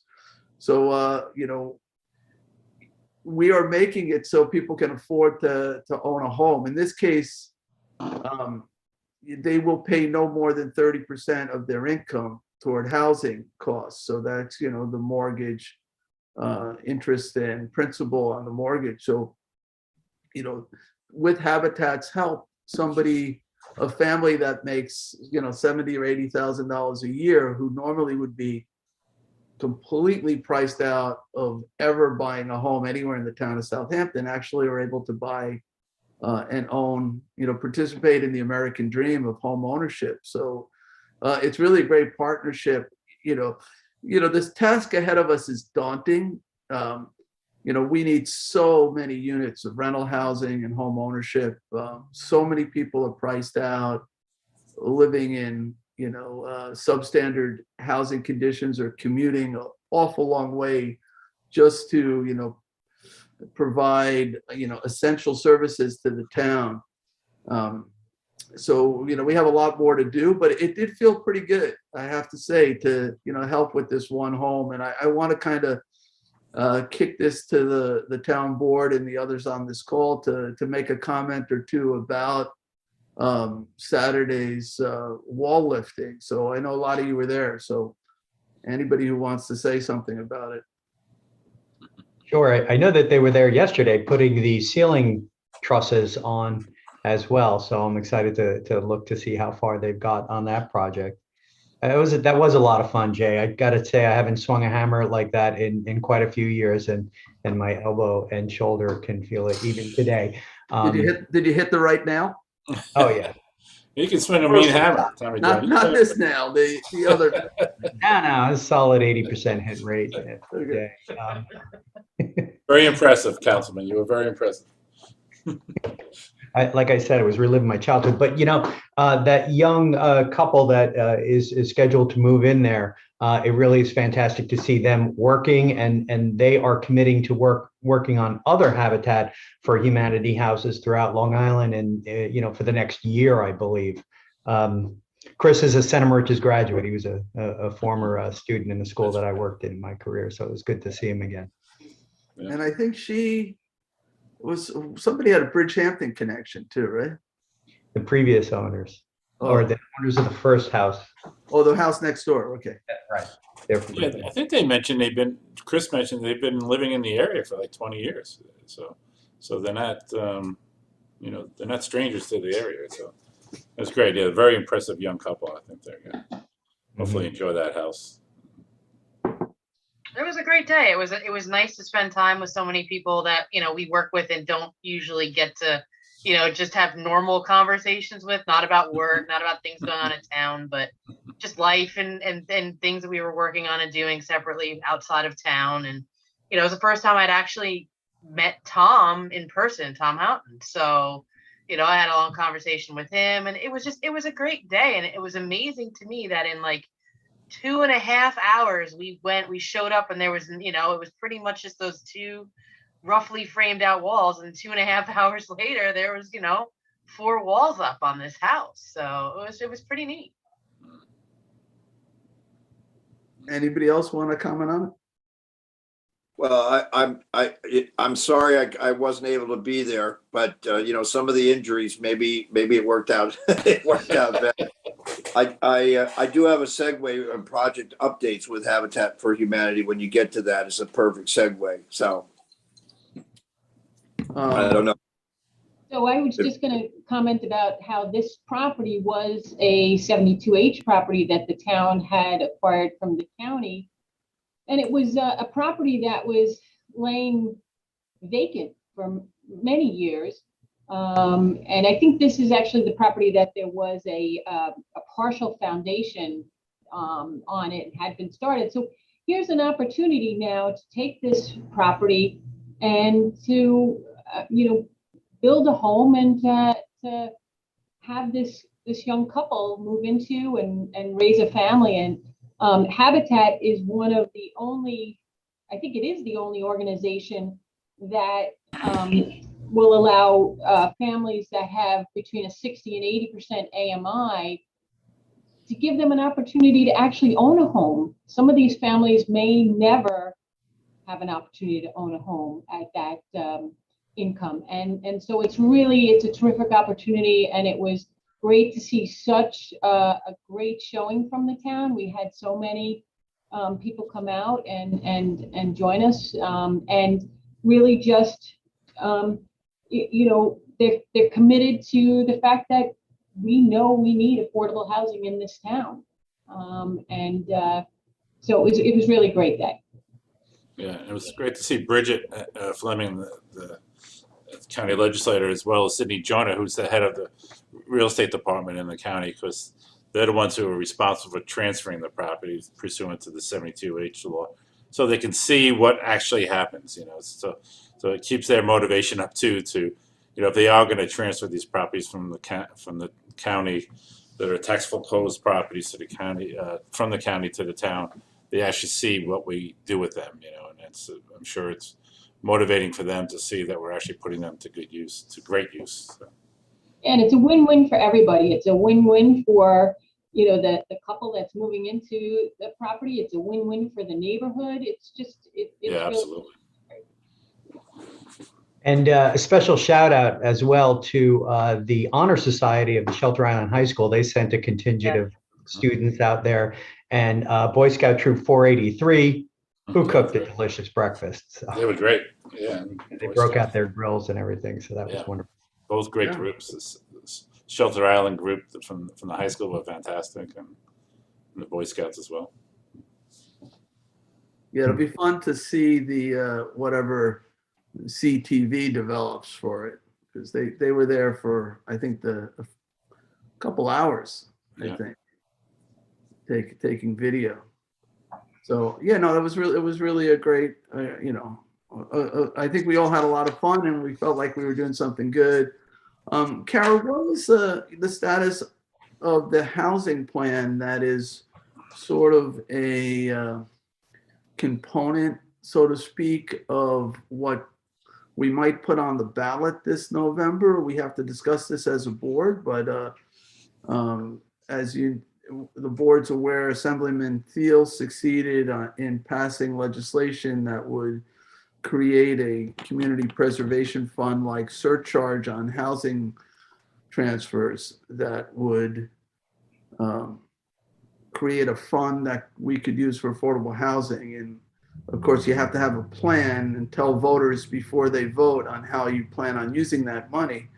And so we started work with, I think, was it VHB or something like that, on a plan. I know Councilman Schiavone was very involved with that plan. What's the status of that at this point? So the plan, Councilman Schiavone and I have recently met. We've been working closely on kind of tweaking it and making some further changes to it. I think it's pretty much done at this point now to present to the board, for any further comment, and then we can set a public hearing. So you're going to have a work session and go over it and present it? Yeah, I think that's probably the best way to go about doing this. And does it list all the various ways that we would spend the money if we had the money? Yes, it does. We have the plan outlines certain goals of the town. We have 5 goals that we'd like to achieve, and then give some ways that we can achieve those goals. Certain things that the town can do to meet those goals. And if we are going to do a referendum, at some point we'll have to vote on placing this on the ballot. There's obviously a window of time that we're allowed to do that within legally. And though I don't think we can spend government money promoting the outcome of a referendum, I think we can educate people as to the fact that there is a referendum. Exactly. Yes. Without telling them how to vote on it. Yes, exactly. And Jim Burke has, offered me assistance from the town attorney's office to work on that referendum and putting that all together and making sure that, we have that in and ready to go for November. Okay, Tommy John, did you want to add to that? Well, the referendum would really have to be passed by this board sometime in August. Everything has to be done, sewn up. The language has to be so it can be sent over to the Board of Elections. But before that, what we're doing is updating our comprehensive plan of 1999 with this document here. I think we would be well advised to come out with some kind of broadsheet of more specific goals for the town of Southampton in regards to housing. In other words, specifically, Jay, to your question, what are we going to use this money for? So I think, we'll talk about that at our work session. All right, so Tommy John, you'll work with Kara on getting on work session schedule? And Janice in my office? Okay. All right, I'll look forward to that. Maybe we could all be provided with the current copy of the draft plan prior to that, so we can ask educated questions. That'll be great. Okay, any other updates that anybody wants to share? Yeah, I have one as a segue from Habitat to Humanity. I know you guys are pretty familiar. We have a reuse Habitat supplied a truck to North Sea landfill where people can bring in furniture and things like that. They take it, they reuse it, they share it with families that are programs like all you guys were involved in. So it's kicking off again. It's been really successful, and we're in talks right now with them to spread that out throughout the town to be able to provide the truck at different transfer stations at different times. But right now, based on the success that we had last year, it will start up this Wednesday from 10 to 2 for residential items. And if there are contractors who have equipment, they should contact Habitat for Humanity directly to be able to secure the transfer of that kind of equipment, construction equipment, and other things that the Habitat for Humanity would love to use and love to take and love to have donations for. So that's Wednesday, every Wednesday, 10 a.m. to 2 p.m. for residential items. All right, other updates. I mean, I'll share one. We did swear in a new police officer the other day. Nice ceremony. It was a little briefer than some of the others in the past, but Officer, I think, Figliolo, who was, I think, in Nassau County, joined our ranks. Seems like an awfully, capable and responsible young man who was highly recommended by Chief Skrnicki. I got to meet him, and his mother was there, and talk about our department and share the board's commitment to supporting our local police department, and with funds as in equipment, training, and everything else that they need to do their job to protect the public. Any other updates? Yeah, so Jay, I am co-sponsoring with Suffolk County Sheriff Tulin Narcan training at the West Hampton Beach Fire Department on the 16th, March 16th at 6 p.m. We have about 10 spots left. And Ryan Murphy and his team will be handing out free COVID test kits. We don't have the dates exactly yet, but mid to the end of next week at the Southampton Stop and Shop and the Bridgehampton King Cullen. Any other updates? Yes, next weekend through the Youth Bureau, we are going to be going up to Albany with our youth in government group. It's going to be about 750 kids from all around the state of New York, and we are sending 3 kids, Aiden Janender, James Davis, and Andrew Mastrol, and they're going to be presenting bills in Albany. So I'm proud of them, and I'm proud of the work that they've done so far, and I certainly wish them luck. And a special shout out to Aiden Janender, who earlier this year was named New York State Controller for the YMCA statewide program. So they're doing well, and it should be very exciting. And our very own Karabakh is going to be going up to observe the proceedings there as well. Any other updates? Jamie, we still have honor flight going on. Is that something that's been happening? Yes, we're flying this spring. We're going to be taking down the last of our World War II veterans on our list and our first real Vietnam flight. So it was set for May 21st. Southwest just canceled our flight, our return trip. So we have to rebook the date yesterday. So stay tuned for the new date. It'll probably be in June. I think there's also a new date for, John may know, but at the West Hampton Beach St. Patrick's Day Parade, which is supposed to happen this weekend, is, I believe, been postponed. If anybody has more information on that. Yeah, it's the weekend following the Hampton Bays. I believe it's April 2nd. Second, thanks, Sunday. Yeah. Thank you. Any other updates or announcements? No, just one question. Tommy John, I'd love for Aiden to introduce legislation up there that makes the water quality grants not taxable. Just a suggestion. I'll let him know. Okay, thanks. All right. So since there's nothing else on the agenda other than executive session, in executive session, we're going to have a conversation about some CPF acquisitions, as well as some personnel matters, as well as some litigation matters. So I'd like to end our regular work session and go into executive session on those items. So I'll make a motion to do so. Is there a second? Second.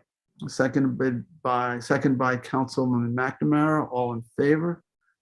Aye. Aye. Okay, so we're gonna, I think, do this by telephone call. You've all been provided a phone number and an access